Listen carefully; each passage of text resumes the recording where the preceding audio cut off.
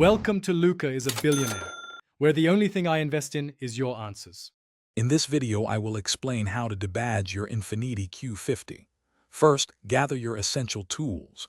You will need a heat gun, some strong fishing line or dental floss, and a good quality automotive adhesive remover. Also, prepare a clean microfiber cloth. Before you start, make sure your car's surface is thoroughly clean and dry.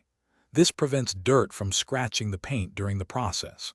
Always work in a well-ventilated space for safety. Now let's get to removing those badges. Take your heat gun and gently warm the badge for about 30 seconds.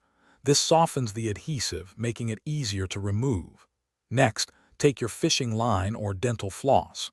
Slide it behind the badge and use a gentle sawing motion to slowly cut through the adhesive. Work slowly and steadily, applying even pressure.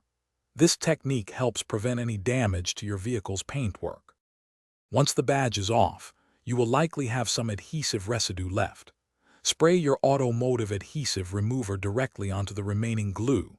Let it sit for about 1 minute to allow it to break down the adhesive effectively. Then, using a clean microfiber cloth, gently rub the area in small circles.